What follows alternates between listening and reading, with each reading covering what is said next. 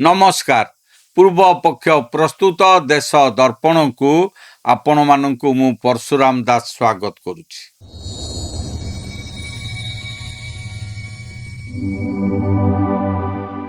दर्शक बंधु, आज आमे एमिति एक संवेदनशील खबर उपरे विश्लेषण करने को जाउछु जहाँ भारतर सुरक्षा व्यवस्था एवं सारा देश को चमकई देइछि। देशर प्रधानमंत्री नरेंद्र मोदी को हत्या करिबा पई एवं भारत उपरे एक बड़ धरणर ड्रोन आक्रमण करिबा पई गोटे विराट आंतर्जातिक चक्रांतर पर्दाफाश होइछि। गुप्तचर संस्था पक्षरु मिलिथिबा हाई लेवल इनपुट अनुसार केवल पाकिस्तान नुहे बरं बांग्लादेशर माटी को व्यवहार करी मध्य भारत उपरे आक्रमण पई ब्लूप्रिंट प्रस्तुत हो सारी।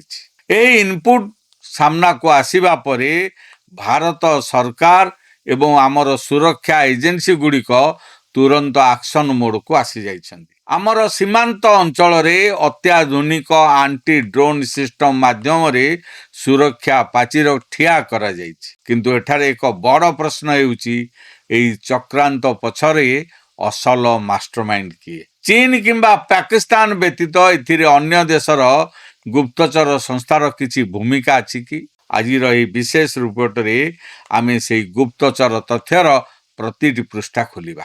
दर्शक बंधु, जदि आमे आजिर भू राजनीति को देखिबा तेबे भारत एबे चारिपटु शत्रु एवं विदेशी चक्रांतकारी द्वारा घेरी रही।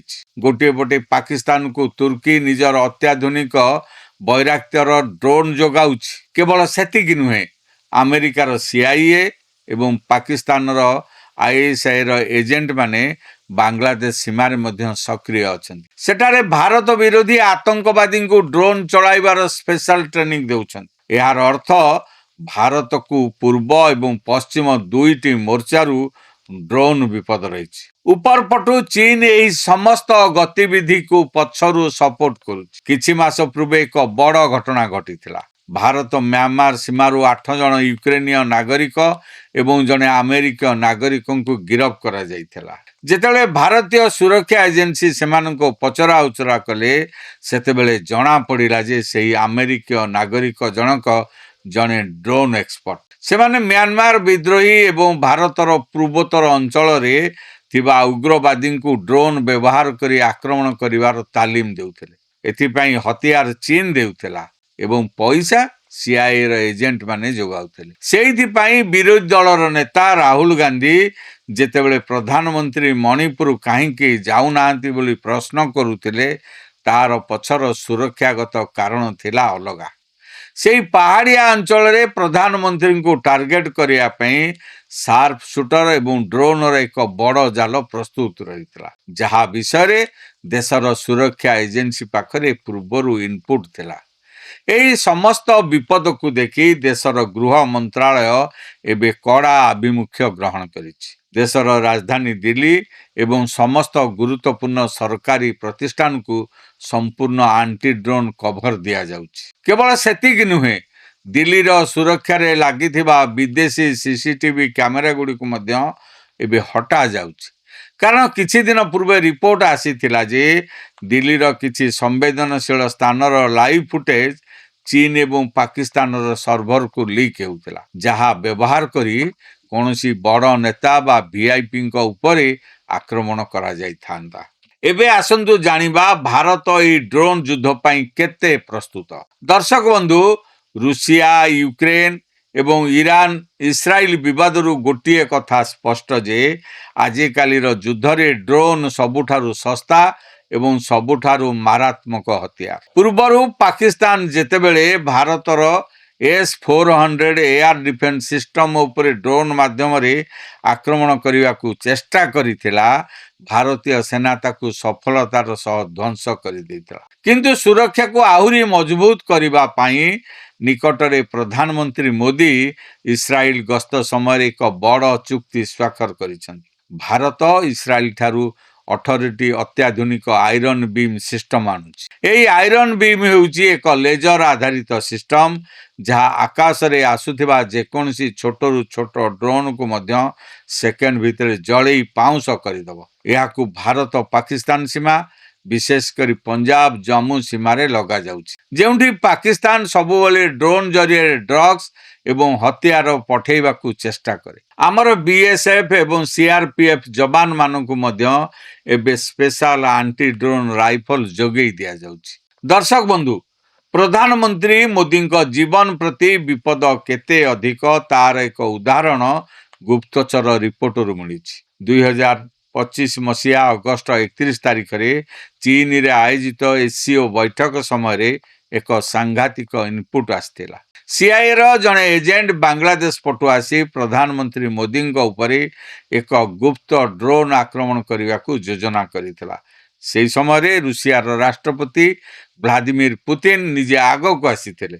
ସେ ପ୍ରଧାନମନ୍ତ୍ରୀ ମୋଦିଙ୍କୁ ସୁରକ୍ଷିତ କରିବା ପାଇଁ ତାଙ୍କୁ ନିଜର ବୁଲେଟ ପ୍ରୁଫ୍ ଗାଡ଼ିରେ ବସେଇ ନେଇଥିଲେ। ଭାରତର ଏବଂ ରୁଷିଆର କେଜିବି ମିଳିତ ଭାବେ ସେହି ଆତଙ୍କବାଦୀ ଚକ୍ରାନ୍ତକୁ ଫେଲ୍ କରିଦେଇଥିଲେ। ଠିକ୍ ସେହିପରି ସୁରକ୍ଷା କାରଣରୁ ନିକଟରେ ଦିଲ୍ଲୀର ପ୍ରସିଦ୍ଧ ଜିମଖାନା କ୍ଲବ ଏବଂ ରାଜସ୍ଥାନ ପୋଲୋ କ୍ଲବକୁ ନେଇ ଏକ ବଡ଼ ସୁରକ୍ଷା ନିଷ୍ପତ୍ତି ନିଆଯାଇଛି। ଏହି କ୍ଲବ ଗୁଡ଼ିକ ପ୍ରଧାନମନ୍ତ୍ରୀଙ୍କ ବାସଭବନର ଅତି ନିକଟରେ ଅବସ୍ଥିତ।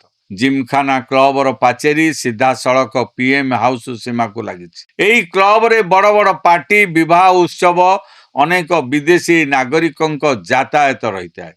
ଭାରତର ସ୍ପେଶାଲ ପ୍ରୋଟେକ୍ସନ ଗ୍ରୁପ ବା ଏସ୍ପିଜିର କହିବା ଅନୁଯାୟୀ ଶତ୍ରୁମାନେ ସେହି ଭିଡ଼ର ଫାଇଦା ନେଇ ସେଠାରୁ ପ୍ରଧାନମନ୍ତ୍ରୀଙ୍କ ଘର ଉପରକୁ ଛୋଟ ଡ୍ରୋନ୍ ମାଧ୍ୟମରେ ଆକ୍ରମଣ କରିପାରନ୍ତି। ସେଇଥିପାଇଁ ସୁରକ୍ଷା ଦୃଷ୍ଟିରୁ ଏହି ସମ୍ବେଦନଶୀଳ ଅଞ୍ଚଳକୁ ସମ୍ପୂର୍ଣ୍ଣ ଭାବେ ଏସ୍ପିଜି ନିଜ ନିୟନ୍ତ୍ରଣକୁ ନେଇଛି।